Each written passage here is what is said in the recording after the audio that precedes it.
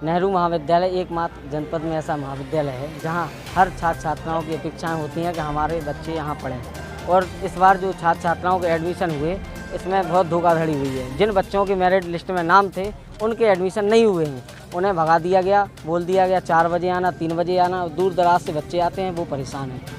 College प्रशासन को और यूनिवर्सिटी महाविद्यालय को यहाँ सीटें बढ़वाना चाहिए और जो बच्चे रह गए हैं उनके एडमिशन होना चाहिए। हर साल कॉलेज प्रशासन के द्वारा ये मांग नहीं की जाती है कि जितने भी प्रत्येक विद्यालय से बच्चे पढ़कर आते हैं 12 पास करके, उनकी मांग रहती है हम नेहरू महाविद्यालय में प्रवेश करें, क्योंकि इस एकमात्र जनपद में ऐसा विद्यालय है जहाँ पर 600 रुपये लगती है।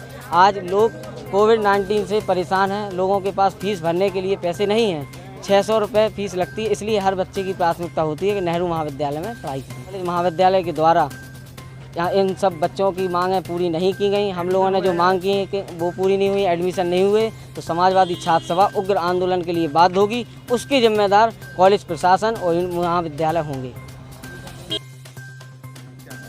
ऐसा है कि बुंदेलखंड विश्वविद्यालय से संबद्ध नेहरू स्नातकोत्तर महाविद्यालय में, जो कि अनुदानित विश्वविद्यालय अनुदान आयोग द्वारा मान्यता प्राप्त, उत्तर प्रदेश शासन तथा बुंदेलखंड विश्वविद्यालय द्वारा मान्यता प्राप्त है। यहाँ पर बीए प्रथम वर्ष का प्रवेश कार्य चल रहा है।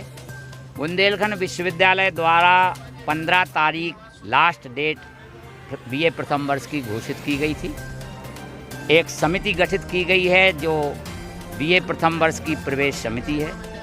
उस प्रवेश समिति ने नियमानुसार मेरिट निर्गत करके आरक्षण तथा उत्तर प्रदेश शासन के नियमों का पालन करते हुए मेरिट सूची क्रमशः जारी की है और एडमिशन करते रहे। कल चूँकि अंतिम तिथि थी, इसलिए ओपन मेरिट करके जितनी सीट बची हुई थी उतने विद्यार्थियों के चालान पास करके उन्हें प्रवेश दे दिया गया है। अब आगे कोई भी सीट शेष नहीं है। जिनके चालान पास किए गए, अगर उन विद्यार्थियों में से कुछ ने अगर प्रवेश नहीं लिया, फीस नहीं भरी, तो उन रिक्त स्थानों पर पुनः प्रवेश की नियमानुसार कार्यवाही की जाएगी। विद्यार्थी इसलिए आंदोलित हैं कि चूँकि ये जनपद का एकमात्र अनुदानित महाविद्यालय है, यहाँ सबसे कम फीस है। 500 से लेके विषय के अनुसार 700 तक और 1000 तक 1200 तक फीस लगती है। गरीब गांव का विद्यार्थी यहाँ प्रवेश लेना चाहता है क्योंकि यहाँ कम फीस में होता है, किंतु महाविद्यालय की मजबूरी है। विश्वविद्यालय द्वारा जो निर्धारित सीट तय की गई है उसी पर ही हम प्रवेश दे सकते हैं। यहाँ पर 3000 से अधिक विद्यार्थियों ने आवेदन किया हुआ है। सबका प्रवेश संभव नहीं है। जिनका प्रवेश नहीं हुआ है वो विद्यार्थी आंदोलित हैं, उनका आंदोलन करना अधिकार भी है और स्वाभाविक भी है। हम चाहते हैं सब विद्यार्थियों का प्रवेश हो। हम उत्तर प्रदेश शासन से, बुंदेलखंड विश्वविद्यालय से तथा यूजीसी से स्वयं मांग करते हैं कि हमें सीट के उसमें न बांधा जाए, ताकि हम सब विद्यार्थियों का एडमिशन दे दें और ये सब यहाँ पर अच्छी शिक्षा ग्रहण कर सकें। जब सीट का एक मानदंड तय कर दिया जाता है तो हम सीट से बंध जाते हैं। अगर हमें खुला एडमिशन करने की अनुमति दे दी जाएगी तो एक भी विद्यार्थी वंचित नहीं रहेगा। हम सबका प्रवेश करते हैं। विद्यार्थियों के आंदोलन का हम समर्थन करते हैं। हम चाहते हैं उत्तर प्रदेश सरकार, बुंदेलखंड विश्वविद्यालय के कुलपति, महामहिम राज्यपाल, ये सब इनकी मांग विचार करके और असीमित सीट हमें दें ताकि हम सबका प्रवेश ले सकें। धन्यवाद आप सब पत्रकार। बोल बोल भारत माता की जय।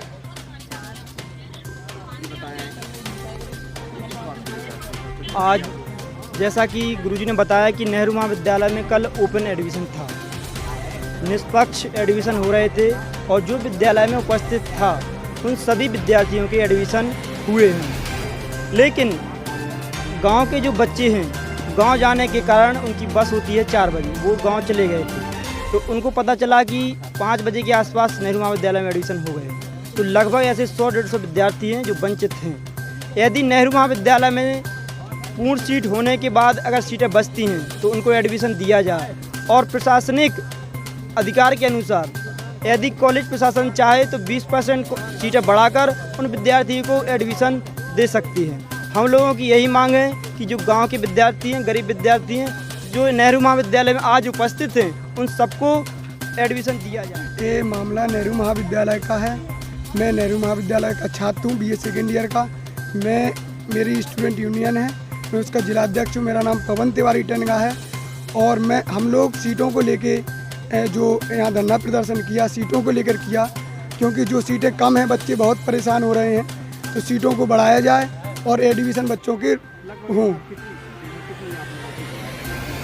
पिछले साल 972 सीटें थीं, इस साल कुछ कम कर दी गई थी, फिर बीच में बढ़ा दी गई, लेकिन टोटल लोकेशन पता नहीं चला कितनी सीटें बढ़ाई गई हैं। असमंजस की स्थिति इस प्रकार की बनी हुई है कि जो बच्चे गांव के हैं उनके लिए साधन नहीं प्रॉपर मिल पाता, वो बेचारे परेशान होते हैं, वो असमर्थ रहते हैं, यहाँ आते हैं और यहाँ लंबी लंबी लाइन लगती है। तो कुछ तो कोरोना को देखते हुए टीचर्स वगैरह उसका नियम पालन करते हुए एडमिशन कर रहे हैं। तो हम लोग चाहते हैं इसकी डेट भी बढ़ाई जाए और सीटें भी कुछ बढ़ाई जाएँ।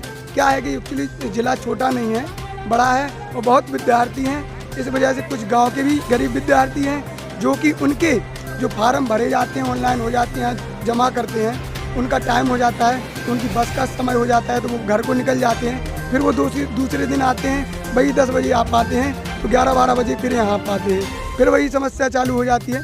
तो कुछ समस्याएँ इस प्रकार हैं और कुछ समस्याओं का ऐसा है कि कल ओपन एडमिशन भी हुए थे कुछ, तो उनके फार्म जमा कर लिए गए थे, कुछ ऊपर किए गए थे, कुछ यहाँ आदरणीय ओम प्रकाश शास्त्री जी जो हमारे यहाँ प्रिंसिपल हैं उन्होंने किए थे और सूर्यवंशी जी ने भी किए थे। आदरणीय सूर्यवंशी जी जो BA के प्रिंसिपल हैं उन्होंने भी उनके लिए जमा किए थे।